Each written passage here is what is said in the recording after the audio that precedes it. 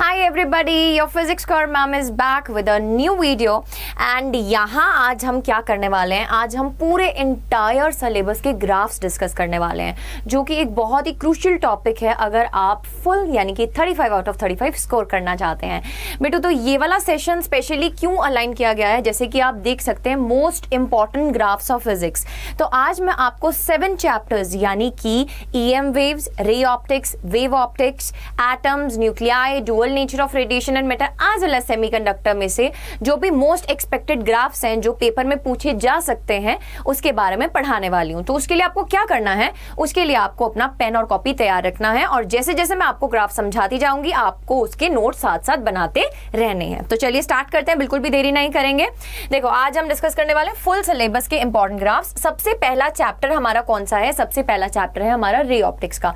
बेटो ऐसे तो देखने में आता है कि रे ऑप्टिक्स में तो कोई ग्राफ ही नहीं है, बट जब क्वेश्चन आता है, जैसे कि मैंने जो वन शॉट मैराथन भी लिया था EM का और रे ऑप्टिक्स का, उसमें भी मैंने आपको ये चीज करवाई थी, एक U वर्सेस V का ग्राफ करवाया था, एक U वर्सेस V का ग्राफ करवाया था।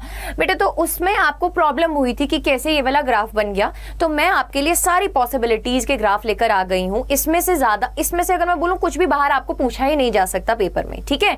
तो जैसे कि हमें पता है मिरर सिलेबस में से ऑलरेडी कट है, तो मिरर्स के बारे में हम डिस्कस नहीं करेंगे। लेंस के बारे में we are going to discuss, and 2 type के लेंसेज होते हैं, कनकेव एंड कन्वेक्स। बेटा आपको पता है कि जो कन्वेक्स लेंस होता है वो क्या होता है? कन्वर्जिंग होता है, एंड कनकेव लेंस क्या होता है? डाइवर्जिंग होता है, ठीक है। कन्वेक्शन कनकेव के बारे में पता है। सबसे पहले मैं किसके ऊपर टारगेट करने वाली हूँ? U versus V graph of convex lens, U versus V graph of convex lens के बारे में डिस्कस करने वाली हूँ। तो अब एक बेसिक सा क्वेश्चन आपके दिमाग में आ जाना चाहिए कि मैम हम ये ग्राफ कैसे प्लॉट करेंगे, हमें तो नहीं पता कि वैल्यूज कैसे आ रही हैं, क्या क्या वैल्यूज हैं। बेटा तो ये आपको पता है, हमने क्लास 10th में भी ये चीज पढ़ रखी है लाइट चैप्टर में। आपके पास डिफरेंट U के कॉरस्पॉन्डिंग वैल्यूज, U के वैल्यूज के कॉरस्पॉन्डिंग V की वैल्यूज आती हैं, यानी कि ऑब्जेक्ट डिस्टेंस को जैसे जैसे आप चेंज करते रहते हैं कॉरस्पॉन्डिंगली आपके पास इमेज डिस्टेंस चेंज होता रहता है। तो ये वही मैंने प्लॉट किया है। अब बात आती है एक्सिस की, एक होती है एक्स एक्सिस, एक होता है वाई एक्सिस। एक्स एक्सिस पे हम किसको ले रहे हैं? ऑब्जेक्ट को ले रहे हैं। और आपको ये चीज पता है, जब भी हम लेंस के सामने किसी ऑब्जेक्ट को रखते हैं और उसका डिस्टेंस मेजर करने जाते हैं तो वो नेगेटिव में आता है। बेटा तो नेगेटिव जब डिस्टेंस आ रहा है तो उस टाइम हम क्या बोलेंगे? वो ऑब्जेक्ट क्या है? That object is what? That object is real object, ठीक है। That object is what? Real object. जब हमारे पास U की वैल्यू क्या आ रही है? U की वैल्यू क्या आ रही है? नेगेटिव आ रही है, ठीक है। U की वैल्यू नेगेटिव से कंफ्यूज नहीं होना है। एक बार फिर से आपको बता देती हूँ, U की वैल्यू नेगेटिव का मतलब ये है कि आप लेंस के ऑप्टिकल सेंटर से जब किसी ऑब्जेक्ट को मेजर करने जा रहे हैं तो इंसिडेंट रे से ऑपोजिट की तरफ जा रहे हैं, इंसिडेंट रे को अपोज कर रहे हैं। तो यहाँ पे U की वैल्यू क्या हो जाएगी? नेगेटिव हो जाएगी। तो बेटा जब भी आपके पास एक्सिस में, कौन सी एक्सिस में? एक्स एक्सिस में जब भी नेगेटिव वैल्यू है तो कौन सा ऑब्जेक्ट बनेगा? रियल ऑब्जेक्ट बनेगा। एंड जब हम ले रहे हैं पॉजिटिव U की वैल्यू तो आपके पास कौन सा ऑब्जेक्ट है? वर्चुअल ऑब्जेक्ट है, ठीक है। अब आती है वाई एक्सिस की बारी। वाई एक्सिस में आपको पता है जब V की वैल्यू क्या है? पॉजिटिव है, तो इमेज कैसी बन रही है? रियल इमेज बन रही है। और जब V की वैल्यू आपके पास नेगेटिव है, यानी कि ऑब्जेक्ट की साइड पर ही इमेज बन रही है, तो कैसी बनेगी? वर्चुअल बनेगी, ठीक है। सोच के देखो इसको। जब ऑब्जेक्ट की साइड में ही इमेज बन रही है तो कैसी बन रही थी? सिंपल माइक्रोस्कोप याद करो, कैसी बन रही थी? वर्चुअल, इरेक्ट एंड मैग्नीफाइड बन रही थी। बट अगर हम लेंस की दूसरी साइड यानी कि ऑब्जेक्ट के सामने वाली साइड अगर देख रहे हैं बेटा इमेज, जिसमें आपकी रेज एक्चुअली जाके मीट करती हैं, तो वो इमेज कैसी बनती है? रियल इमेज बनती है। सो ये मैंने आपको एक्सिस समझाई। अब ये ग्राफ कैसे आएगा? देखो ग्राफ को मैं आपको अभी बताती हूँ कि ये ग्राफ कैसे बना है, ऐसा क्यों बना दिया है ग्राफ को। ध्यान से देखो, जब हमारे पास यहाँ पर ऑब्जेक्ट जो है वो कहाँ पे प्लेस्ड है? Object is placed at F, object is placed at -F। Suppose करो कि कोई ऑब्जेक्ट है वो प्लेस है कहाँ पे? फोकल पॉइंट पे। बेटा तो जब ऑब्जेक्ट फोकल पॉइंट पर प्लेस्ड होता है तो उसकी इमेज कहाँ पे बनती है? इमेज बनती है इन्फिनिटी पर। कॉरस्पॉन्डिंगली इंटरचेंज अगर करो, अगर आपके पास जो ऑब्जेक्ट है, अगर आपके पास जो ऑब्जेक्ट है वो प्रेजेंट है फोकस पर, तो इमेज कहाँ पे बन रही है? इमेज कहाँ पे बन रही है? इन्फिनिटी पर। अगर आपके पास ऑब्जेक्ट इन्फिनिटी पर है तो इमेज कहाँ पे बनती है, फोकल पॉइंट पर बनती है, यानी कि फोकल पॉइंट को हम बोलते हैं फोकस बेसिकली, ठीक है, फोकस पे बनती है। तो यहाँ पे देखो बेटा, अगर आपके पास जो ऑब्जेक्ट है, ऑब्जेक्ट डिस्टेंस को अगर मैं माइनस एफ, यानी कि माइनस सिंबलाइजेज ओनली व्हाट, की डायरेक्शन को सिंबलाइज करता है, ठीक है। अगर मैं बोल रही हूँ कि ऑब्जेक्ट आपका फोकस पे प्रेजेंट है तो बेटा इमेज कहाँ पे बनेगी, image will be approaching to what, image will be approaching to infinity. So this is the graph, यहाँ पे ऐसा केस बना है। और जब आपके पास ऑब्जेक्ट जो है वो 2f डिस्टेंस पे पड़ा है, ऑब्जेक्ट जब है 2f डिस्टेंस पे पड़ा है तो उसके कॉरस्पॉन्डिंगली इमेज कहाँ पे बनती है, 2f पे बनती है। ये चीज मैंने आपको EM वेव और रे ऑप्टिक्स का जो वन शॉट कराया था उसमें एक क्वेश्चन में प्रूफ भी करा के दिखाया था, डिफरेंट वैल्यूज लेके। कंफ्यूज नहीं होना, कन्वेक्स लेंस के लिए एक फॉर्मूला याद रखना है, सिंपली लेंस के लिए एक फॉर्मूला याद रखना है, mirror formula, sorry lens formula 1/v minus 1/u is equals to 1/f। इसमें u और v की वैल्यूज को रख के देख लेना है और आपके पास आंसर आ जाएगा। देखो दो चीजें याद रखेंगे, जब ऑब्जेक्ट हमारे पास फोकस पे है तब इमेज अप्रोच करती है इन्फिनिटी को। उसके बाद जब जैसे जैसे हम ऑब्जेक्ट को फोकस से दूर लेकर आते जाते हैं, जैसे जैसे हम देखो ये फोकस पॉइंट है, ये 2f पॉइंट है, ऑप्टिकल सेंटर है बेटा। अब भी हम बोल रहे हैं कि अगर आपके पास ऑब्जेक्ट फोकस पे है तो आपके पास इमेज कहाँ पे बनेगी, इन्फिनिटी पर बनेगी। जैसे जैसे हम इस डिस्टेंस को मूव कर रहे हैं, मतलब u को हम ऑब्जेक्ट को हम इस साइड लेकर जा रहे हैं, f से 2f की तरफ बढ़ रहे हैं बेटा, आपके पास इमेज कहाँ पे जाएगी, जब ऑब्जेक्ट डिस्टेंस आपके पास 2f है तो इमेज कहाँ पे जाएगी, आपके पास 2f पर ही जाएगी। और जब मैं बोलूं कि ऐसे ऑब्जेक्ट को मूव करते करते करते करते करते करते करते हम इन्फिनिटी पर चले गए, यानी कि बहुत दूर ले गए किसी ऑब्जेक्ट को लेंस से, तो अगर आपके पास ऑब्जेक्ट इन्फिनिटी पर है तो उसकी इमेज कहाँ पे बनेगी, फोकस पॉइंट पे बनेगी, ठीक है। उसकी इमेज कहाँ पे बनेगी, फोकस पॉइंट पे बनेगी, अगर आपका u क्या है, इन्फिनिटी को अप्रोच कर रहा है। I hope this graph is clear to you.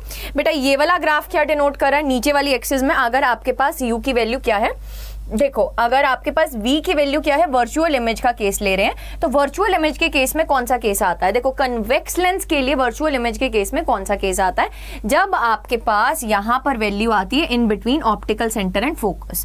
जब आपके पास ऑप्टिकल सेंटर एंड फोकस के बीच की कहानी हो रही है, अगर तुम्हें याद हो ऑप्टिकल सेंटर और फोकस के बीच में अगर कोई ऑब्जेक्ट लाई कर रहा है तो उसकी जो v की वैल्यू है, यानी कि उसका जो इमेज है वो कहां पे बनता था, it approach to almost focus, ठीक है, it approach to almost focus. So this is the case, ठीक है, so this is the case.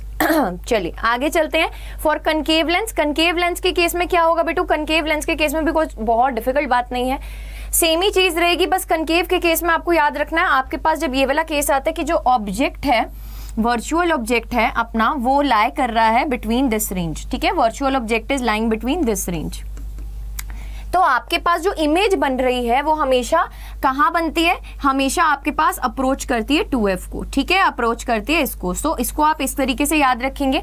अब बात आती है ये क्या बनाया मैम, देखो ये वही केस है बेटा, जब आपके पास ऑब्जेक्ट जो है f पर है, जब ऑब्जेक्ट f पर है तो इमेज कहाँ पे बन रही है, इन्फिनिटी को अप्रोच करती बन रही है। जब आपके पास वर्चुअल ऑब्जेक्ट 2f पर है तो आपके पास इमेज कहाँ पे है, 2f पर है। तो आई विल रेकमेंड यू, अगर आपको ये ग्राफ्स को ऐसे याद करने में प्रॉब्लम हो रही है तो आपको क्या करना है, आपको टेबल बनाना है, टेबल ड्रॉ करना है और वहां से आपको ये चीज को याद करना है। But as we know that कि ये ज्यादा से ज्यादा किस में आ सकता है, क्वेश्चन में पूछ सकते हैं, ऐसा कोई न्यूमेरिकल बेस्ड आ सकता है। सो उसके लिए आप डायरेक्टली ये वाले ग्राफ्स को एकदम दिमाग में पिक्चराइज भी कर लेंगे, याद रख लेंगे, तो भी आपके लिए इजिली ये सॉल्व हो जाएगा। इन डिटेल मैंने जो आपको बताया कि ये ग्राफ कैसे बनेगा, ये चीज पेपर में नहीं पूछेंगे बेटा, आपको सिर्फ ग्राफ पूछ सकते हैं कि आप ग्राफ ड्रॉ करो, ठीक है। तो उसके केस में आपको पता होना चाहिए कन्वेक्स के केस में ऐसा बन रहा है, कनकेव के केस में ऐसा बन रहा है, ठीक है जी। अब भी अगर मैं तुमसे पूछूं कि कनकेव के केस में ऐसा कौन सा रीजन होता है जहां पे मैग्निफिकेशन हो सकती है, बेटा आपको ये चीज पता है v वर्सेस u ग्राफ क्या देता है, मैग्निफिकेशन देता है। मैग्निफिकेशन क्या है, v बटा u। तो अगर आपको कोई पूछे कि इस ग्राफ की स्लोप क्या देती है, इस ग्राफ की स्लोप क्या देती है, तो आप क्या बोलेंगे, मैग्निफिकेशन देती है। इस ग्राफ की स्लोप क्या देती है, मैग्निफिकेशन देती है। Is it clear? चलिए, सो जहां पर आपके पास v की वैल्यू ज्यादा है वहां पर आपके पास मैग्निफिकेशन भी क्या है, ज्यादा है। ठीक है, चलिए आगे आता है अपना मोस्ट एक्सपेक्टेड ग्राफ जो पूछ सकते हैं 1/v और 1/u का। ये चीज मैंने ऑलरेडी कवर अप करवाई भी थी आपको। बेटा देखो, अगर हम कन्वेक्स लेंस की बात कर रहे हैं, formula 1/v minus 1/u is equals to 1/f। ये कौन सा फॉर्मूला है? Lens formula. ठीक है, ये कौन सा फॉर्मूला है? Lens formula. बेटा अब भी अगर मैं इसको प्लॉट कर रही हूं 1/v को I am plotting on y axis, 1/u को I am plotting on x axis, तो अब ध्यान से देखो, इसको मैं y और x से डिनोट करके इज इक्वल्स टू 1/f लिख रही हूं। बेटा अगर आपने y की वैल्यू को 0 पुट कर दिया, अगर आपने कॉर आर्मी y की वैल्यू को 0 पुट कर दिया, तो x की वैल्यू क्या निकल के आ रही है? माइनस ऑफ 1/f निकल के आ रही है। तो अगर y की वैल्यू 0 है, अगर y की वैल्यू 0 है, तो आपके पास x की पैरी x पे कौन सा पॉइंट मिला है? माइनस 1/f पर पॉइंट मिला है। दूसरा पॉइंट देखो, अगर हमने x को 0 पुट किया, x को 0 पुट करने पे y की वैल्यू क्या आई? 1/f आई, यानी कि पॉजिटिव में कुछ वैल्यू आई। लेट अस सपोज यहां पर कोई पॉइंट आया। अब आपको 2 पॉइंट्स मिल गए, आप इसको ज्वाइन कर लो। This is the graph of 1/v versus 1/u for the case of convex lens. ठीक है, for the case of convex lens. अच्छा, अभी बात आती है आगे, for the case of concave lens में क्या होगा? बेटा कन्वेक्स लेंस में जो फोकल लेंथ है वो क्या होती है? पॉजिटिव होती है।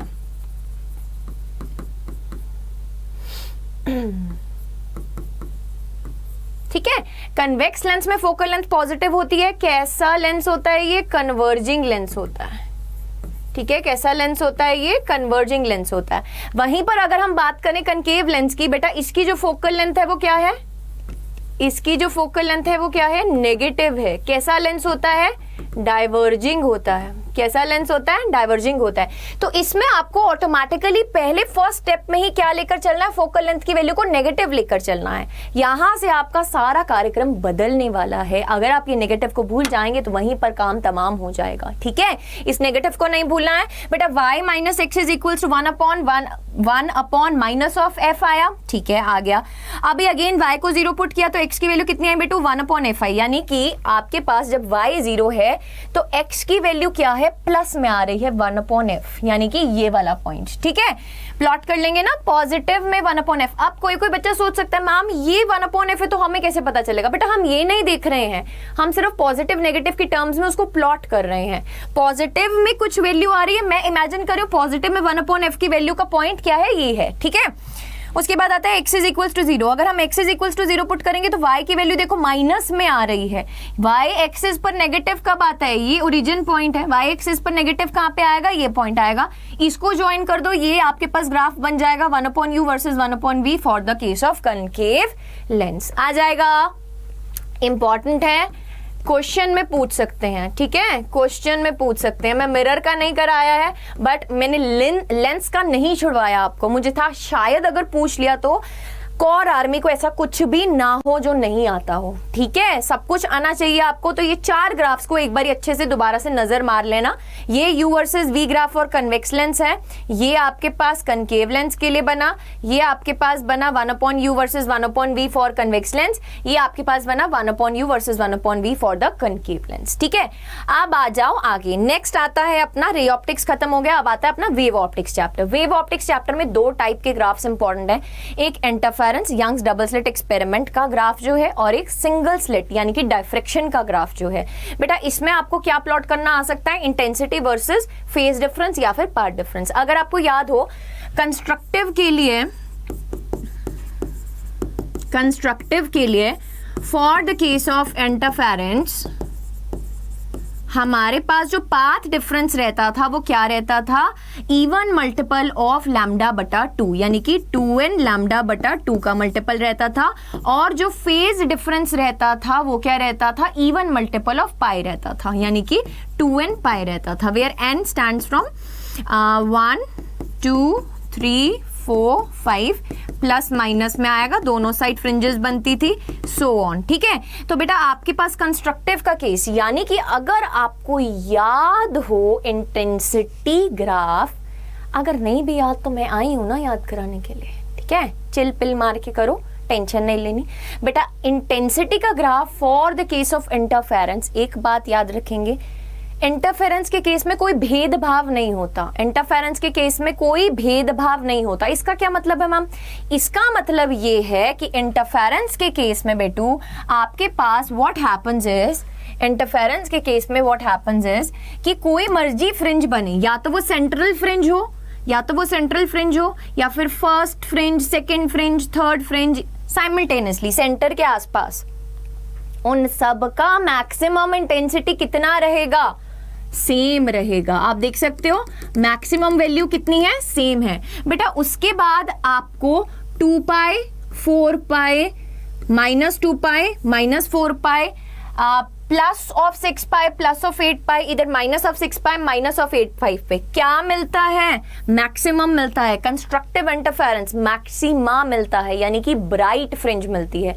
तो वहां पे इंटेंसिटी क्या होती है रजे? मैक्सिमम हो जाती है। जब अपने पास ऑड मल्टीपल्स ऑफ पाई आते हैं, यानी कि pi, 3 pi, 5 pi, 7 pi, 9 pi, 11 pi, like this so on both the sides of central fringes, तो आपके पास इंटेंसिटी क्या होती है उस टाइम पे? मिनिमम होती है, यानी कि डार्क फ्रिंज मिलती है आपको। ठीक है, सो ये याद रखेंगे आप। इंटेंसिटी का ग्राफ ऐसा बना लेंगे बेटा। आपके जब 2 पाई आपके पास फेज डिफरेंस है, तो अगर आपको पाथ डिफरेंस फाइंड करना है तो कैसे कर सकते हैं? देखो, phase difference is 2 pi by lambda into path difference. ठीक है, तो फेज डिफरेंस 2 पाई गिवन है, लैम्डा बटा 2 पाई करो तो पाथ डिफरेंस कितना आ गया? लैम्डा आ गया। ठीक है, लैम्डा आ गया। ठीक है जी, कॉरस्पॉन्डिंग टू 4 पाई कितना आ जाएगा? 2 लैम्डा आ जाएगा, लाइक सो ऑन। तो अगर वेवलेंथ की टर्म्स में अगर आपको ग्राफ दें तो प्लॉट कर लोगे।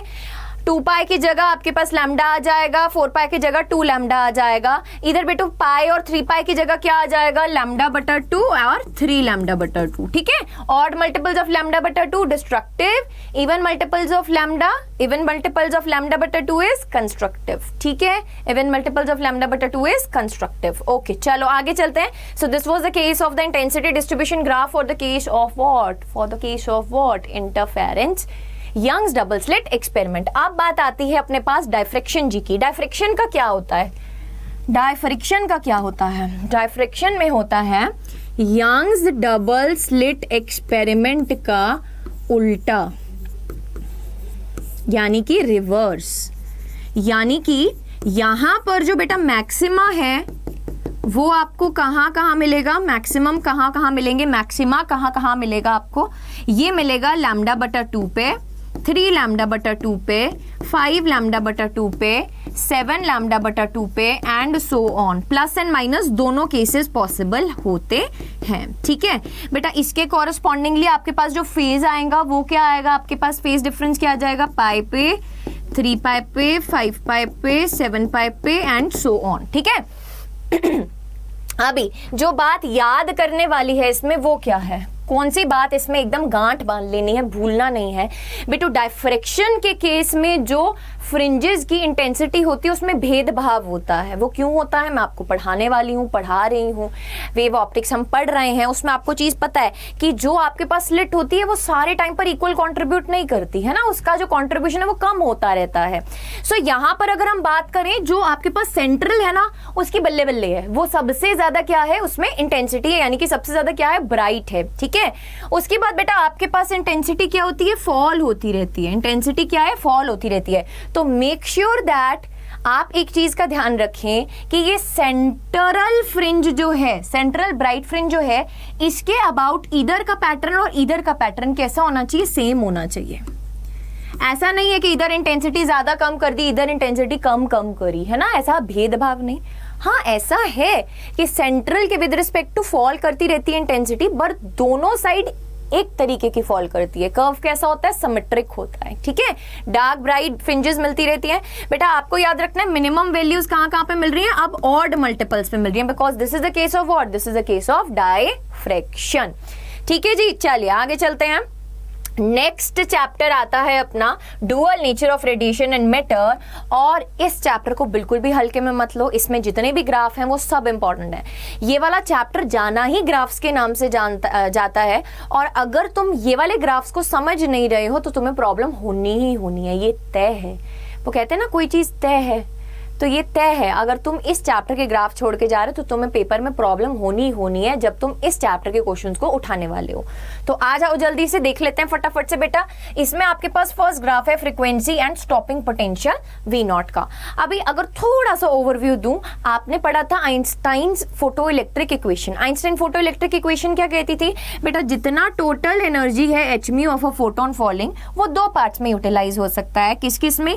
एक तो वर्क फंक्शन में, plus of kinetic energy provide करने में टू दैट इलेक्ट्रॉन जो एटम्स के जुंगल से बाहर आ गया है सरफेस तक, यानी कि उसको वर्क फंक्शन जितनी एनर्जी मिल गई है, अब उसको काइनेटिक एनर्जी भी मिल रही है। ठीक है, सो बेटा यहाँ पे आप वर्क फंक्शन को कैसे डिनोट करते थे? hν0, where μ0 is the threshold frequency, plus of kinetic energy. अब काइनेटिक एनर्जी का हमने एक फॉर्मूला पढ़ा था, that was equals to what? E into V0, जहाँ पे maximum kinetic energy gets converted into potential energy. वो स्टॉपिंग पोटेंशियल जो हम प्लेट पे डालते थे, जिसकी वजह से जो इलेक्ट्रॉन एकदम तेज तड़ाक भागता आ रहा था वो दुबक के डर के रुक जाता था।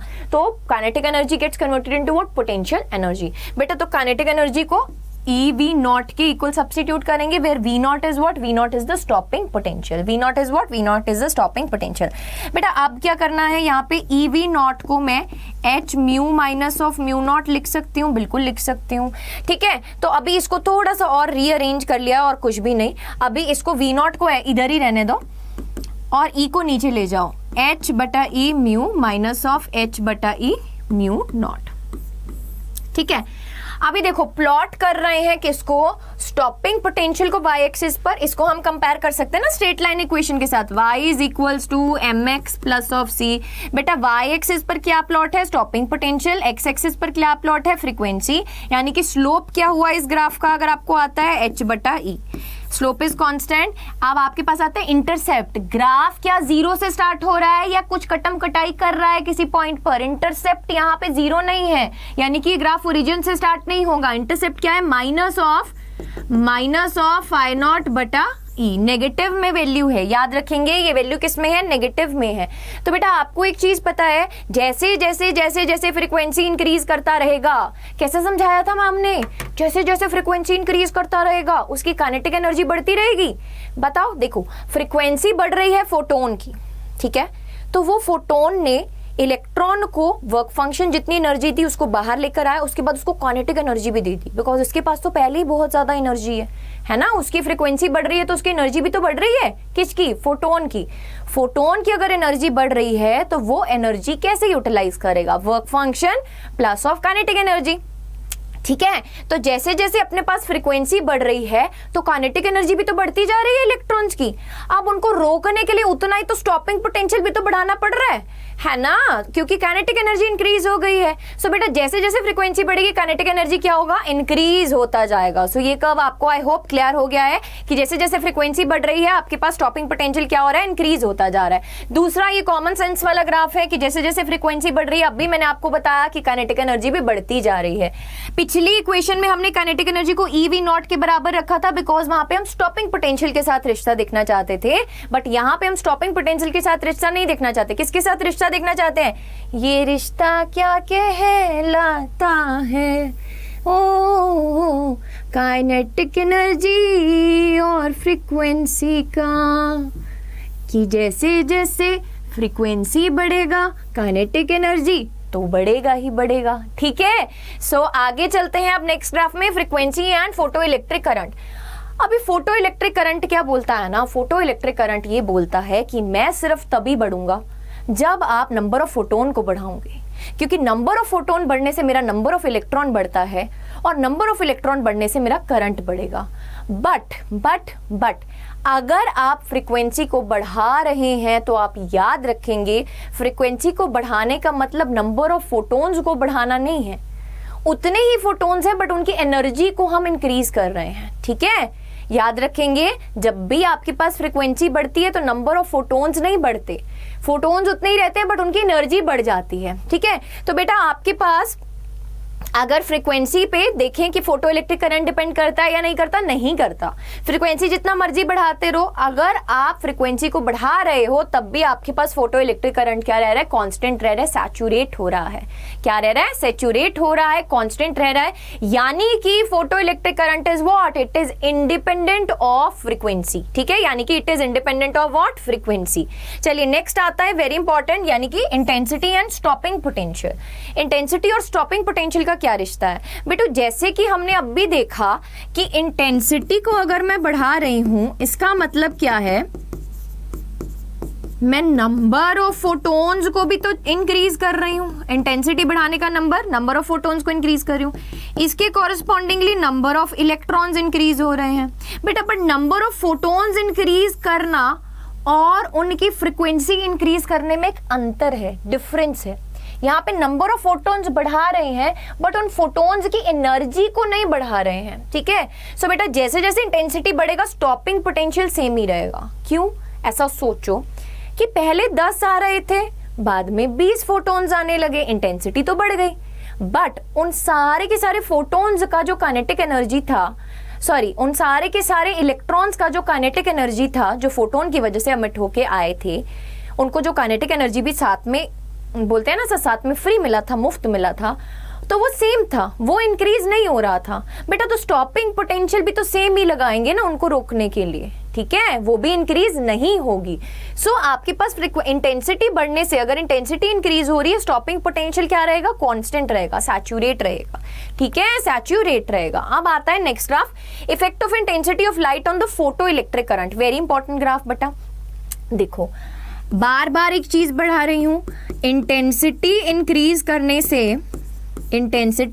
करने से नंबर ऑफ फोटोन्स इंक्रीज करता है, नंबर ऑफ फोटोन इंक्रीज करने से नंबर ऑफ इलेक्ट्रॉन इंक्रीज करता है, और नंबर ऑफ इलेक्ट्रॉन इंक्रीज करने से करंट इंक्रीज करता है।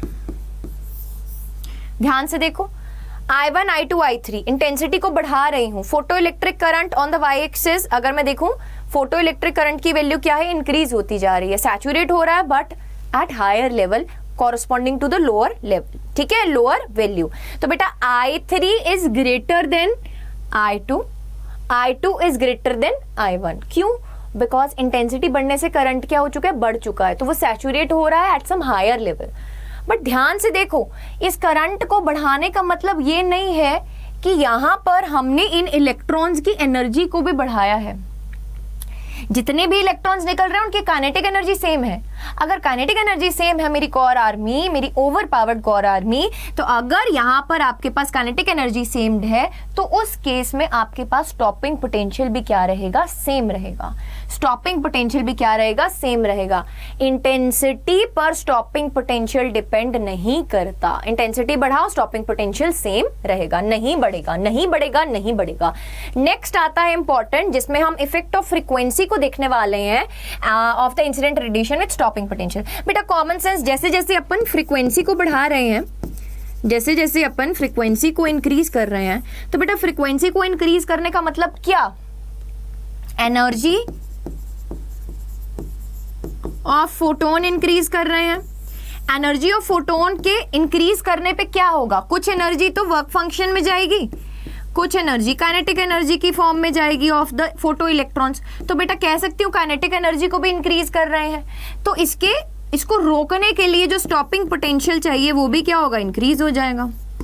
स्टॉपिंग पोटेंशियल जो है वो भी क्या होगा, इंक्रीज हो जाएगा। ठीक है, वो भी क्या होगा, इंक्रीज हो जाएगा।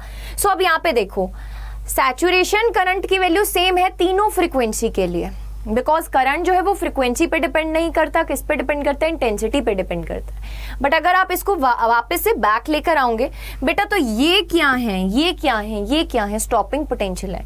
जैसे जैसे फ्रीक्वेंसी बढ़ता जाएगा एनर्जी बढ़ती जा रही है फोटोन की।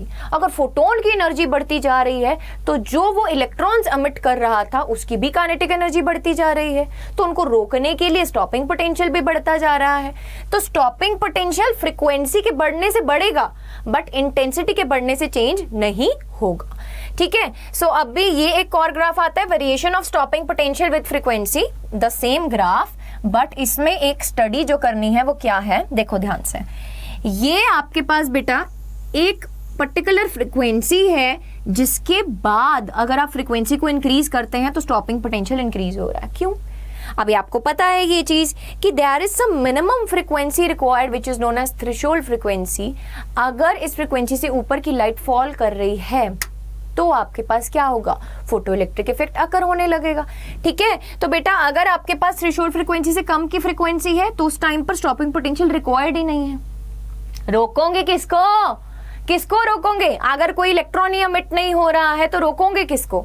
अगर स्टॉपिंग पोटेंशियल से ऊपर की बात करोगे तब भी आपके अगर आप थ्रेशोल्ड फ्रीक्वेंसी से ऊपर की बात करोगे तभी तो आपके पास ये इंक्रीज होना स्टार्ट होगा। देखो, अगर आप थ्रेशोल्ड फ्रीक्वेंसी से ऊपर चले जाते हो, अगर आप थ्रेशोल्ड फ्रीक्वेंसी से ऊपर की फ्रीक्वेंसी देते हो तभी तो बेटा इलेक्ट्रॉन एमिट होगा ना, तभी तो इलेक्ट्रॉन एमिट होगा। और इसको रोकने के लिए हमें स्टॉपिंग पोटेंशियल लगाना पड़ेगा। तो जैसे जैसे फ्रीक्वेंसी इंक्रीज कर रहा है, जैसे जैसे फ्रीक्वेंसी इंक्रीज कर रहा है, अपने पास स्टॉपिंग पोटेंशियल भी इंक्रीज कर रहा है।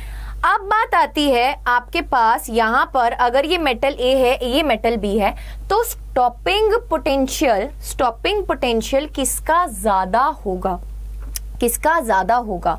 आप मेटल ए का बोलेंगे या मेटल बी का बोलेंगे? बेटा उससे पहले अगर मैं तुमसे पूछूं थ्रेशोल्ड फ्रीक्वेंसी किसकी ज्यादा है, थ्रेशोल्ड फ्रीक्वेंसी किसकी ज्यादा है? मेटल बी की। यानी कि जो शरीफ है, यानी कि जो झट से बात मान सकता है, वो मेटल ए है या मेटल बी है? वो मेटल ए है। मेटल ए का थ्रेशोल्ड फ्रीक्वेंसी कम है, उससे इलेक्ट्रॉन्स जल्दी बाहर निकलना स्टार्ट हो जाएंगे। मेटल भी क्या है, थोड़ा ढीठ टाइप का है, एकदम शैतान टाइप का है। वो बोलेगा मुझे थोड़ा और फोटोन भेजो जिसकी एनर्जी ज्यादा है, तब मैं सोचूंगा मैं बाहर आना चाहता हूं या नहीं, बट तब तक वो बाहर नहीं आएगा। सो म्यू नॉट डैश क्या है यहाँ पे? Mu naught dash threshold frequency है फॉर द मेटल बी। ठीक है, फॉर द मेटल बी। तो अगर आपको पूछे वर्क फंक्शन मेटल ए का बड़ा है या मेटल बी का बड़ा है, तो बच्चे वर्क फंक्शन क्या होता है? एच म्यू नॉट के बराबर होता है। तो जिसकी थ्रेशोल्ड फ्रीक्वेंसी ज्यादा उसका वर्क फंक्शन ज्यादा, तो जिसकी थ्रेशोल्ड फ्रीक्वेंसी ज्यादा उसका वर्क फंक्शन ज्यादा, यानी कि मेटल बी, यानी कि मेटल बी। ठीक है जी, चले आगे। नेक्स्ट आता है एटम्स चैप्टर। बेटा एटम्स चैप्टर में क्या है? अभी तक हमने एटम्स, न्यूक्लियस, सेमीकंडक्टर रह गया है, हमने 4 चैप्टर्स कवर अप कर लिए हैं। ग्रेट यार, सही है एकदम। ये वाले पूरे ग्राफ कर डालना, कोई ना कोई तो पेपर में मिलने ही वाला है। ठीक है, हमने कोई भी पॉसिबिलिटी अब नहीं छोड़नी है मार्क्स कटवाने की। तो बेटा अगर यहाँ पे चेक करें, रदरफोर्ड एक्सपेरिमेंट से क्या हुआ था? न्यूक्लियस की इन्वेंशन हुई थी। ठीक है, न्यूक्लियस के बारे में पता चला था।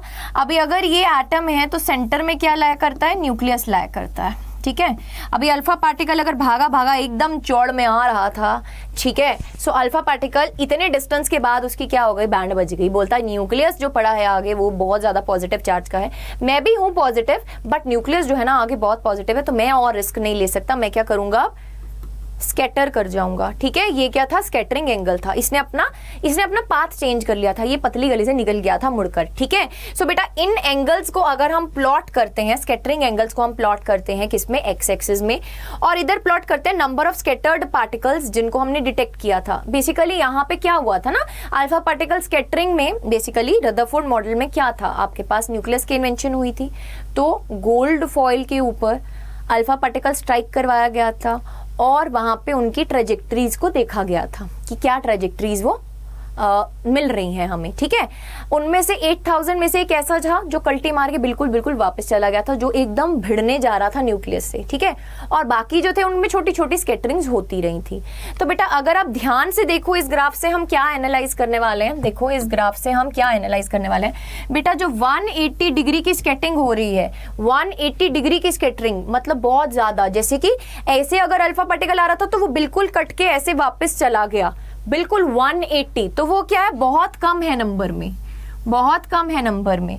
और अगर हम बात करें छोटे मोटे स्कैटरिंग, बहुत ज्यादा है नंबर में। ठीक है, बहुत ज्यादा है नंबर में। 20 का गैप पे बना देना, इधर आप 10 raised to the power 1 3 4 5 6 ऐसे बना देना। ठीक है, तो इससे क्या समझ में आता है? इससे ये समझ में आता है कि जो स्कैटरिंग एंगल्स कम है उनके correspondingly number of alpha particles क्या है? ज्यादा है।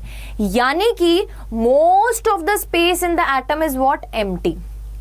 यहीं से कंक्लूजन निकला था कि जितना भी पॉजिटिव चार्ज एंड डेंसिटी, जो भी डेंसिटी है वो कहाँ पे लाई करती है, न्यूक्लियस के अंदर, और वो कहाँ पे लाई करता है, सेंटर में लाई करता है. So this was the graph from the atoms chapter, Rutherford model, इसको जरूर देख लेना. उसके बाद आता है न्यूक्लियाई चैप्टर का ग्राफ. बेटा न्यूक्लियाई चैप्टर का ग्राफ ये एक्चुअली, अब तुम बोलोगे मैम कट गया मैम, सिलेबस में से कट गया, बट मैं तुम्हें बता दूं कि ये वाला जो ग्राफ है दिस इज वेरी इंपॉर्टेंट, क्योंकि यहां पर इसी ग्राफ में से हमें न्यूक्लियर फिजन और फ्यूजन समझ आता है.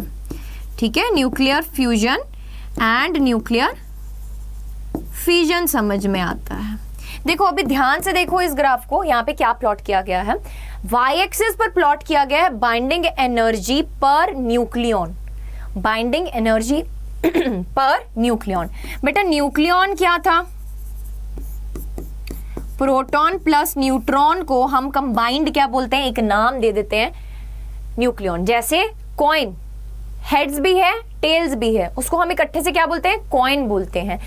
प्रोटॉन भी है न्यूट्रॉन भी है, उसको कंबाइंड क्या बोलते हैं, न्यूक्लियन बोलते हैं. ठीक है, तो बाइंडिंग एनर्जी, कितना बाइंडिंग एनर्जी है पर न्यूक्लियन, उसको हमने वाई एक्सिस पे प्लॉट किया, और बेटा एक्स एक्सिस पे हमने प्लॉट किया किसको, मास नंबर को. किसको, मास नंबर को. अब आप ध्यान से देखो, जब आपके पास लेवल जो है वो मास नंबर जब स्टार्ट हुआ है 20, 40, 60, तो आपके पास बाइंडिंग एनर्जी पर न्यूक्लियन में कुछ स्पाइक्स हैं. बेटा ये स्पाइक्स क्या रिप्रेजेंट करते हैं, स्पाइक समझ आता है, एकदम ऐसा जो ऐसा तीखे तीखे ये क्या बने हुए हैं, पॉइंट बने हुए हैं ना, ऐसी चोटियां बनी हुई हैं, एकदम पहाड़ वाली चोटियां. तो ये क्या है, ये जो स्पाइक्स हैं वो क्या रिप्रेजेंट करते हैं कि ये वाले जो न्यूक्लियाइज हैं, that is helium, carbon, oxygen, they are more stable, they are more stable. उसके बाद अगर मोस्ट स्टेबल बोलूं या फिर बाइंडिंग एनर्जी पर न्यूक्लियन बोलूं किसकी मैक्सिमम होती है, तो ये आपको याद रखना है आयरन की. Maximum binding energy per nucleon. ठीक है बेटा, उसके बाद जैसे जैसे मास नंबर बढ़ता जाता है आपके पास ये ड्रॉप आता जाता है. ठीक है, अब लड़ाई किस बात की है, लड़ाई इस बात की है कि सारे क्या होना चाहते हैं, इस रीजन में आना चाहते हैं, स्टेबल बनना चाहते हैं. तो बेटा जो लाइटर वाले हैं वो क्या करते हैं, न्यूक्लियर फ्यूजन करते हैं, यानी कि फ्यूज करते हैं, यानी कि मिल जाते हैं और एक हैवियर न्यूक्लियर बना लेते हैं जो ज्यादा स्टेबल है.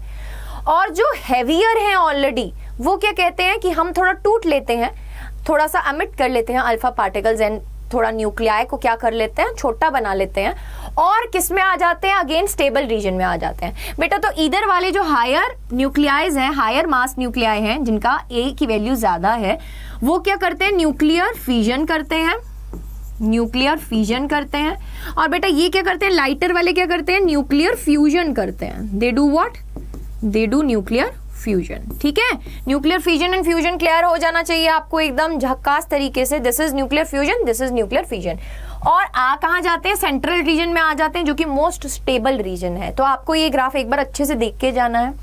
ठीक है जी. सो बाइंडिंग एनर्जी पर न्यूक्लियन जिसकी ज्यादा है वो क्या है, ज्यादा स्टेबल है और वो ज्यादा खुश है. ठीक है, वो ज्यादा खुश है.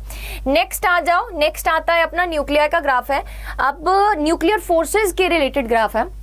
बेटा अभी दिमाग में एक चीज आनी चाहिए, क्या आनी चाहिए मैम, मेरे दिमाग में आ रही, तुम्हारे में भी आ रही है, बताओ.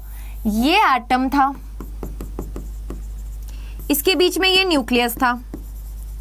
बेटा न्यूक्लियस में प्रोटॉन भी है, न्यूट्रॉन भी है, प्रोटॉन भी है, प्रोटॉन भी है, न्यूट्रॉन भी है, बहुत सारे प्रोटॉन न्यूट्रॉन पड़े हैं. ठीक है, सपोज कर रहे हैं हम, जिसका मास नंबर ज्यादा वैसे ही अपने पास अपने proton number neutron number increase होता रहता है ना.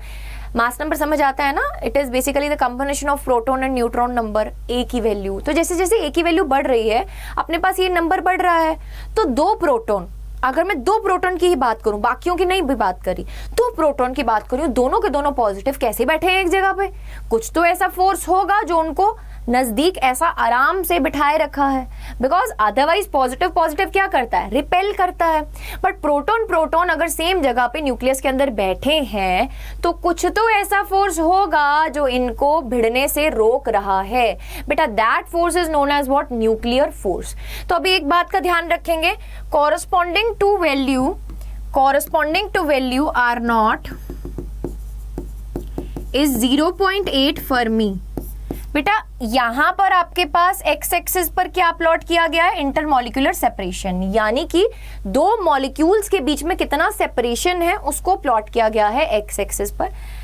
अभी वाई एक्सिस पर क्या प्लॉट किया गया, पोटेंशियल एनर्जी प्लॉट की गई है। आप ध्यान से देखना बेटा, जब आपके पास R0 0.8 फर्मी है, यानी कि 0.8 फर्मी, फर्मी समझ आता है ना, 10⁻⁻15 मीटर, न्यूक्लियाई में हम कौन से यूनिट्स यूज करते हैं, फर्मी यूज करते हैं। बेटा 0.8 से अगर कम का डिस्टेंस है ना तो ये भिड़ेंगे, ये क्या करेंगे, भिड़ेंगे।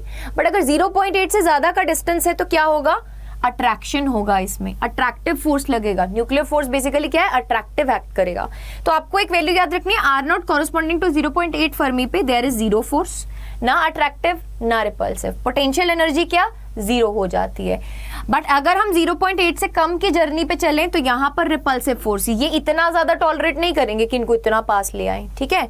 बट अगर हम 0.8 से थोड़ा दूर, 0.8 से वैल्यू को बढ़ा रहे हैं, बेटा कौन सा फोर्स लगेगा, अट्रैक्टिव फोर्स लगेगा। ये ग्राफ क्या करना है, याद करना है, इसको तो एकदम अच्छे से ड्रॉ करके देखना है, इसकी पॉसिबिलिटी हाई है न्यूक्लियाई चैप्टर में। As we all know that nuclei में कुछ ज्यादा ऐसा कुछ खास पढ़ने वाला नहीं है जो अपने सिलेबस में रह गया है, तो आप ये ग्राफ को पक्का से करके जाना, ठीक है। ये ग्राफ को पक्का से करके जाना, ऑब्जर्वेशंस भी जो 3 करवा रखी हैं वो करके जाना, ठीक है। चलिए आगे आ जाता है सेमीकंडक्टर। सेमीकंडक्टर में बेटा फर्स्ट ग्राफ आता है अपना बैंड थ्योरी ऑफ सॉलिड्स का। बैंड थ्योरी ऑफ सॉलिड्स में मैं अच्छी एकदम बिंदा स्टोरी समझाती होती हूँ आपको, है ना, हर बार न्यू स्टोरी बनती होती है, तो जब थ्योरी वीडियो करेंगे उसमें बताऊंगी, अभी मैं सिर्फ ग्राफ पे कंसंट्रेट कर रही हूँ। बेटा यहाँ पर रीजन ए रीजन बी में क्या है, अगर मैं सिलिकॉन या जर्मेनियम का केस ले लेती हूँ, सिलिकॉन या जर्मेनियम का केस ले लेती हूँ, तो दोनों के केस में वैलेंस इलेक्ट्रॉन्स कितने होते हैं अपने, 4 होते हैं, ठीक है। सिलिकॉन का एटॉमिक नंबर 14, जर्मेनियम का 32, दोनों के केस में वैलेंस इलेक्ट्रॉन कितने होते हैं अपने, 4 होते हैं। अब 4 वैलेंस इलेक्ट्रॉन, 2 तो एस लेके बैठ गया, एकदम राजी खुशी, और 2 किसके हिस्से में गए, पी के हिस्से में गए। तो बेटा आपके पास ये क्या लिखा हुआ है, ये क्या लिखा हुआ है, 2n इलेक्ट्रॉन्स एस में गए, 2n इलेक्ट्रॉन्स पी में गए। जा कितने सकते थे एस में, 2n जा सकते थे, 2n स्टेट्स पॉसिबल थी। पी में कितने जा सकते थे, 6n जा सकते थे, ठीक है। बेटा जब हम एटॉमिक डिस्टेंस को कुछ ऐसे मतलब ऐसे डिस्टेंस पे रख रहे हैं, जब आपके जो बाहर वाले वैलेंस इलेक्ट्रॉन्स हैं एटम्स के, वो ज्यादा इंटरैक्ट नहीं कर पा रहे, मतलब उनकी जो एनर्जी लेवल्स है वो क्या है, डिस्क्रीट है। आप देख सकते हो, they are what, they are discrete. जैसे कि हम हाइड्रोजन एटम में पढ़ते हैं ना, हाइड्रोजन एटम में स्पेक्ट्रम पढ़ते हैं, तो वो डिस्क्रीट लेवल है, ठीक है। डिस्क्रीट लेवल्स होते हैं जिनके कॉरस्पॉन्डिंग हम एनर्जी भी निकालते हैं। बेटा तो यहाँ पर क्या है, जब एटॉमिक डिस्टेंस ज्यादा है, देखो ना, atomic distance is plotted on what, x axis. Y axis पर क्या प्लॉट है, इलेक्ट्रॉन एनर्जी। बेटा जब एटॉमिक डिस्टेंस आपके पास ज्यादा है उस टाइम पर एनर्जी लेवल्स क्या है, डिस्क्रीट है। बट जैसे जैसे हम ये एटॉमिक डिस्टेंस को क्या करते जाएंगे, कम करते जाएंगे, एकदम इनको पास लेके आते जाए, पास पास पास पास पास पास पास, तो क्या करेंगे, बाहर वाले जो वेले इलेक्ट्रॉन्स हैं वो कुछ ना कुछ तो करेंगे ना, क्या करेंगे, अपनी एनर्जी लेवल्स को रीडिफाइन कर देंगे, अपनी एनर्जी लेवल्स को रीडिफाइन कर देंगे और क्या बना देंगे, बैंड्स बना देंगे। बेटा रीजन डी में एक्चुअली हमें क्या मिल जाता है, बैंड्स मिल जाता है, और नीचे वाले बैंड को हम क्या बोलते हैं, वैलेंस बैंड बोलते हैं, ऊपर वाले बैंड को हम कंडक्शन बैंड बोलते हैं, और इनमें जो डिस्टेंस रहता है that is what, forbidden gap, that is what, forbidden gap. ध्यान देंगे, रीजन ए में डिस्क्रीट लेवल्स थे, उसके बाद थोड़ा सा बैंड बनना स्टार्ट हुआ रीजन बी में। बेटा रीजन सी में क्या हो गया, हॉच पॉच हो गया, यहाँ पे पता ही नहीं चला कि जो इलेक्ट्रॉन जिसकी एनर्जी हाई थी अब वो कहाँ पे एक्ट करेगा, यहाँ पे नीचे आ गया है या ऊपर आ गया है। मतलब ये रीजन सी जो है वो क्या है, कंफ्यूजिंग रीजन है। सी रीजन सी से ही आता है कंफ्यूजिंग, यानी कि ये क्या है, कंफ्यूजिंग रीजन है, हमें नहीं पता यहाँ पे एनर्जीज जो हैं। देखो जब इंटरैक्शन होती है ना बेटू, जब इंटरैक्शन हो रही है आपके वैलेंस इलेक्ट्रॉन की, 2 एटम के वैलेंस इलेक्ट्रॉन में इंटरैक्शन हो रही है बेटा, तो आप एक चीज को याद रखेंगे, हमें नहीं पता रीजन सी में कि ये जो इलेक्ट्रॉन्स थे वो इंटरैक्ट करने के बाद उनकी एनर्जी हाई हुई या लो हुई, वो क्या हो गई, इंटरमिक्स हो गई, क्या हो गई, इंटरमिक्स हो गई। बट जैसे जैसे हमने एटॉमिक डिस्टेंस को और कम किया, यहाँ पे हमारे पास क्या बन गए, फाइनाइट बैंड्स बन गए, वैलेंस बैंड, कंडक्शन बैंड, ये आ गया forbidden energy gap. So this was what, this was band theory of solid graph. अब आता है आगे VI characteristics of PN junction. PN junction की फॉर्मेशन वगैरह हम सब पढ़ रहे हैं, पढ़ भी लेंगे आगे, नहीं पढ़ा तो वीडियोस को देखो। पीएन जंक्शन की अगर मैं फॉर्मेशन बोलूं तो कैसे होगी, देखो ध्यान से, यहाँ पे आपके पास पूरी वर्किंग नहीं एक्सप्लेन करने वाली हूँ, ये पी रीजन है, ये एन रीजन है, ठीक है, ये पी रीजन है, ये एन रीजन है। बेटा जब हम बोलें कि इसको हमने क्या किया, फॉरवर्ड बायस किया, यानी कि पी को हायर पोटेंशियल से कनेक्ट किया, एन को लोअर पोटेंशियल के साथ कनेक्ट किया। याद आई वो स्टोरी कंजस्टेड वाली, यानी कि मेजॉरिटी चार्ज कैरियर्स को सपोर्ट वाली। तो जैसे जैसे हम बाहर के वीक की वैल्यू को इंक्रीज करते जाएंगे, आपके पास करंट जो है वो इंक्रीज होता जाएगा। बेटा एक चीज याद रखनी है, फॉरवर्ड बायसिंग के केस में ये जो करंट है, फॉरवर्ड बायसिंग के केस में ये जो करंट है, ये क्या है, मेजॉरिटी चार्ज कैरियर्स की वजह से है। ठीक है, फॉरवर्ड बायसिंग के केस में जो करंट है वो मेजॉरिटी चार्ज कैरियर्स की वजह से है। ठीक है, सो बेटा ये एक ऐसी वोल्टेज आती है, ये एक ऐसी वोल्टेज आती है जिसको हम बोलते हैं व्हाट, जिसको हम बोलते हैं नी वोल्टेज, जिसको हम बोलते हैं नी वोल्टेज। इस नी वोल्टेज के बाद क्या होता है, ये काबू में नहीं रहता। कौन, करंट। जैसे जैसे वोल्टेज बढ़ेगा एक्सपोनेंशियल इंक्रीज आ जाता है करंट में। ठीक है जी। सो एक voltage corresponding to all the material, silicon के लिए, जर्मेनियम के लिए डिफरेंट वैल्यूज होती हैं। उस वोल्टेज के ऊपर की अगर हम वोल्टेज बाहर से दे देंगे तो जो बेटा डिप्लीशन रीजन बना था अंदर, वो क्या होगा, उससे पार हो जाएंगे मेजॉरिटी चार्ज कैरियर्स और करंट क्या हो जाएगा, फ्लो करना स्टार्ट कर देगा। इन डिटेल थ्योरी में करवाऊंगी मेजॉरिटी कैरियर्स क्या है, माइनॉरिटी कैरियर्स क्या है, बट ग्राफ एनालिसिस करा रही हूँ अभी, तो आपको सिर्फ ये चीज पता होनी चाहिए कि फॉरवर्ड वोल्टेज के केस में जब आप वोल्टेज को बढ़ाते रहते हैं, एक नी वोल्टेज के बाद ये क्या करता है, शार्पली इंक्रीज करता है। कॉरस्पॉन्डिंगली आ जाओ अब रिवर्स रीजन में क्या होता है। अगर मैं इस पी को कनेक्ट कर देती हूँ, अगर मैं इस पी को कनेक्ट कर देती हूँ विद नेगेटिव टर्मिनल और एन को कनेक्ट कर देती हूँ विद पॉजिटिव टर्मिनल, तो ये क्या हो गया, रिवर्स बाइसिंग हो गया। ये फॉरवर्ड बाइसिंग था, ये रिवर्स बाइसिंग हो गया। पी को लोअर पोटेंशियल के साथ, एन को हायर पोटेंशियल के साथ। बेटा उस टाइम पे क्या होगा, उस टाइम पर मेजॉरिटी चार्ज कैरियर्स को सपोर्ट नहीं मिलेगा, उस टाइम पर ये डिप्लीशन रीजन जी को सपोर्ट मिलेगा और ये और फैल जाएंगी, एकदम और फैल जाएंगी। तो मेजॉरिटी चार्ज कैरियर्स की वजह से तो कोई करंट आने की पॉसिबिलिटी ही नहीं रहती, इतनी बड़ी दीवार तोड़ के कौन जाएगा। तो उस टाइम पर रोल आता है माइनॉरिटी चार्ज कैरियर्स का। माइनॉरिटी चार्ज कैरियर्स का करंट थोड़ा इंक्रीज होना स्टार्ट हो जाता है, तो इसको हम बोलते हैं रिवर्स करंट लीकेज या फिर सिंपली लीकेज करंट बोलते हैं। This is due to what, this is due to minority charge carriers, this is due to what, minority charge carriers. अब आ जाओ आगे बेटा, उसके बाद एक ऐसा वोल्टेज आता है जिसको बोलते हैं ब्रेकडाउन वोल्टेज।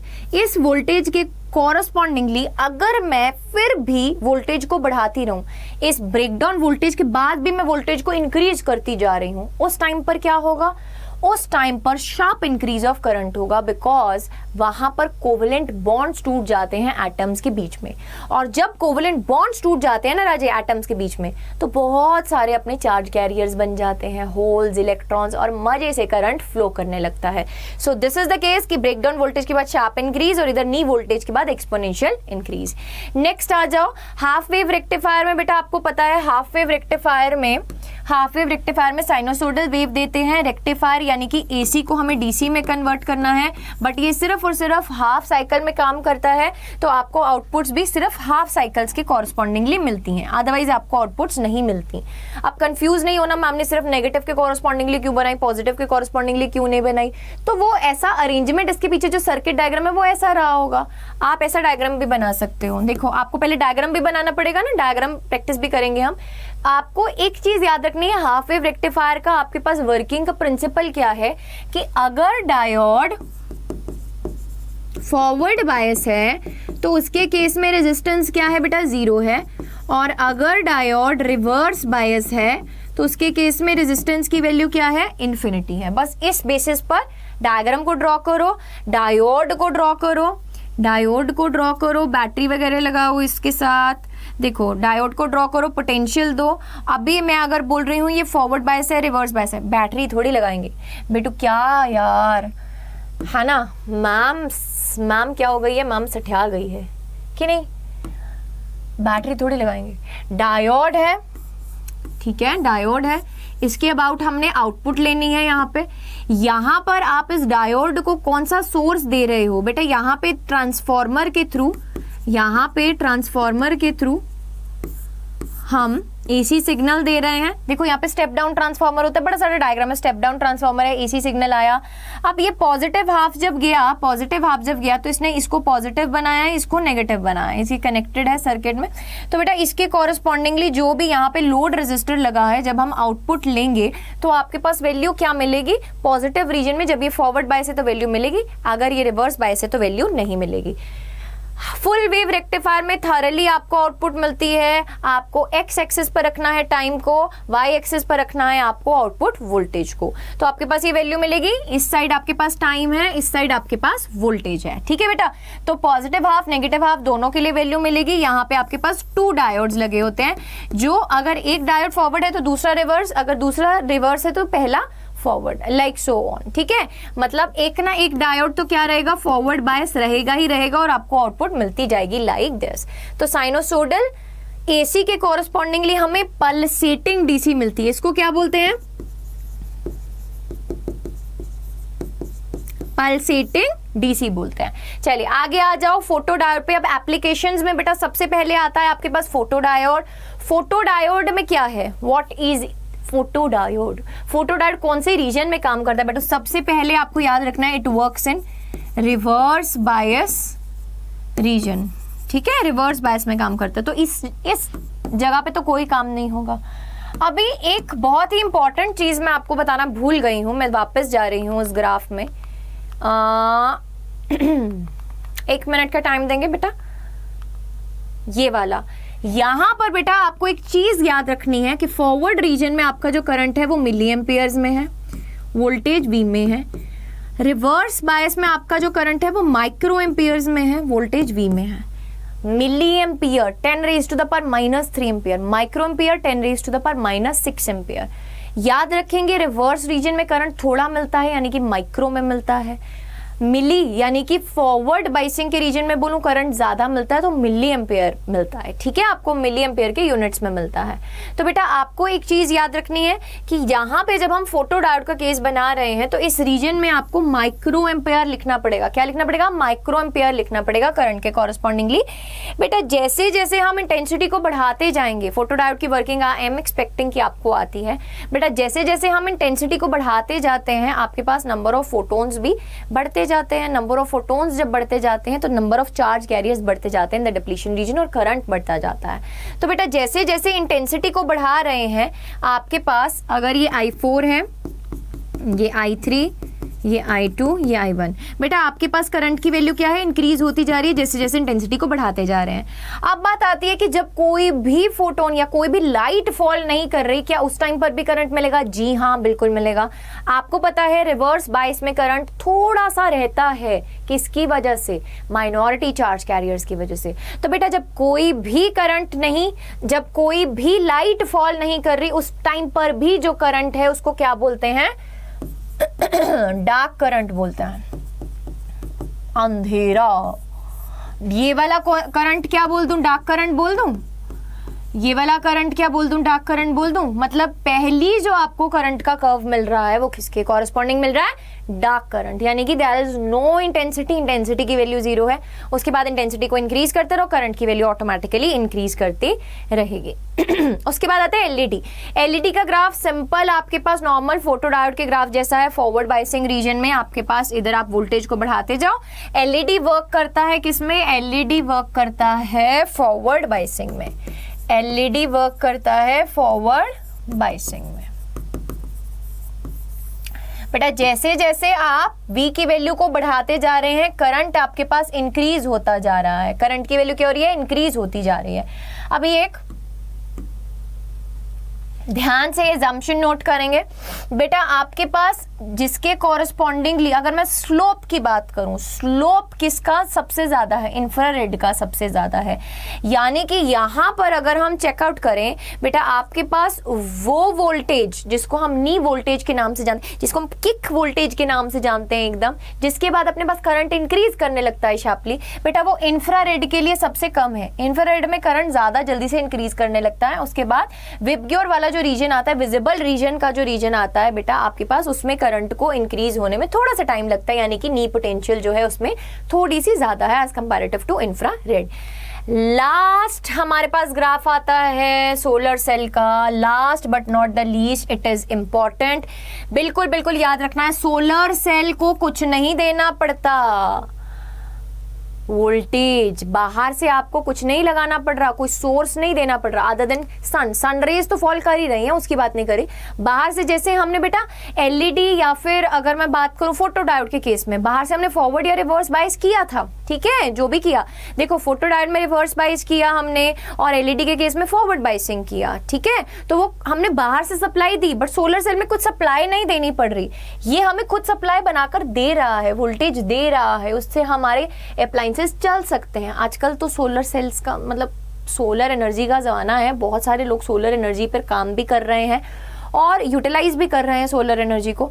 बेटा तो यहाँ पे आप एक चीज याद रखेंगे क्या, दैट ये वाला जो ग्राफ रहता है ये फोर्थ क्वाड्रेंट में रहता है, बिकॉज यहां से हमें ऊर्जा मिलती है, यहां से हमें ऊर्जा मिलती है। सो फोर्थ क्वाड्रेंट। बेटा अब ये क्या याद रखना है, ओपन सर्किट, और दूसरा याद रखना है शॉर्ट सर्किट। शॉर्ट सर्किट का मतलब क्या होता है, जब हम पॉजिटिव और नेगेटिव को जोड़ दें आपस में, जब हम पॉजिटिव और नेगेटिव को जोड़ दें आपस में, तो उस टाइम पर आपके पास बेटा करंट की वैल्यू क्या हो जाएगी, what will be the current की वैल्यू, उसको हम बोलते हैं आई सैचुरेटेड, उसको हम बोलते हैं आई सैचुरेटेड, ठीक है बेटा। अगर मैं बोलूंगी आपके पास ओपन सर्किट वोल्टेज, बेटा ओपन सर्किट जब हमने कनेक्शंस, जो वोल्टेज बन रही है, जो वोल्टेज बन रही है सोलर एनर्जी से, उसके कॉरेस्पॉन्डिंगली हमने कोई अप्लायंस ही नहीं लगाया, कोई लोड रेजिस्टर ही नहीं लगाया, तो वोल्टेज तो मैक्सिमम हुई, वोल्टेज तो मैक्सिमम हुई, बट करंट यानी कि कुछ भी लोड रेजिस्टर के क्रॉस पास नहीं हो रहा, तो बेटा इसको हम ओपन सर्किट वोल्टेज बोलते हैं, यानी कि हमने इसमें कोई अप्लायंस नहीं लगा रखा, ठीक है। सो इन दोनों को ज्वाइन करोगे तो you will be getting the curve as what, solar cell curve. This is short circuit current and this is open circuit voltage. So with this we have done all the most expected graph of this entire chapters, यानी कि EM, ray, wave, dual nature, atom, nuclei, semiconductor. बेटा अब आपकी एक जिम्मेवारी है, एक promise चाहिए मुझे कि आप इस सेशन को लाइक और शेयर जरूर कर देंगे। मैंने आपको एकदम शू शटाक से सारे के सारे ग्राफ्स रिवाइज करवा दिए हैं, तो it is your responsibility to like and share this session as much as possible. And दूसरी बात, आपको इस पूरे ग्राफ्स का PDF कहाँ पे मिलेगा, आपको मिलेगा अड्डा 24/7 की ऐप पे। वो कैसे मिलेगा मैम, आपको क्या करना पड़ेगा, आपको डाउनलोड करना पड़ेगा आपको, ठीक है। डाउनलोड करेंगे और डिस्क्रिप्शन में जाएंगे तो एक लिंक दिया होगा, उस पर आप क्लिक करेंगे तो आप अड्डा ऐप पे इस नोट्स को डाउनलोड कर सकते हैं। अड्डा 24/7 की आपको डाउनलोड करने के और क्या क्या बेनिफिट्स हैं, अगर आपको आपकी प्रिपरेशन में किसी भी तरह के डाउट्स आ रहे हैं, whether it be related to numericals, concepts, anything, आपको उसकी सिर्फ फोटो क्लिक करके बेटा ऐप पर अपलोड कर देनी है, वो मेरे तक पहुंच जाएंगे। I will be taking care of that doubts. Free doubt solving features बेटा नोट्स यूट्यूब सेशन के वहीं पर मिलेंगे आपको, PYQ, सैम्पल पेपर्स, बहुत सारी ऐसी चीजें आपके लिए वहां पे ऑलरेडी लगाई गई हैं जो आपको बहुत हेल्प करने वाली हैं, ठीक है। Then free subject wise daily quizzes, latest updates and articles. Don't forget to download it, like it, share it, and don't forget to fill this form. This is the Google form. अब बहुत सारे बच्चे ऐसे बोलते हैं यार हम नहीं फिल करेंगे, हम क्यों फिल करें अपनी डिटेल्स। बेटा ये जो डिटेल्स हैं मैं गारंटी लेती हूँ ये बिल्कुल सुरक्षित हाथों में जा रही हैं। ये हम क्यों भरवा रहे हैं, ये हम सिर्फ इसलिए भरवा रहे हैं कि कुछ बच्चों को क्लैरिटी नहीं रहती अपनी स्ट्रीम के रिलेटेड कि आगे सपोज किसी ने नॉन मेडिकल लिया 11th-12th में, आगे नहीं पता क्या करें, ठीक है। CUET के बारे में बात करना चाहते हो, आप किसी के भी बारे में बात करना चाहते हो तो हम आपके साथ कनेक्ट कर सकते हैं, तो उसके लिए हमें आपकी डिटेल्स तो चाहिए होंगी ना, तो उसके लिए आपको ये गूगल फॉर्म भरना पड़ेगा, ठीक है। ये डिस्क्रिप्शन में पिन करवा दूंगी। Make sure that my core army is filling this form. बच्चे don't forget to subscribe to the channel, like and share the video with all the people. So all the best to all of you, just stay confident. बेटा ये सारे notes, ये जो सारे के सारे graphs हैं, these are really important, don't forget to note it down in your copies, ठीक है, बिकॉज इसमें से पेपर में आना ही आना है। So bye bye all of you and take care.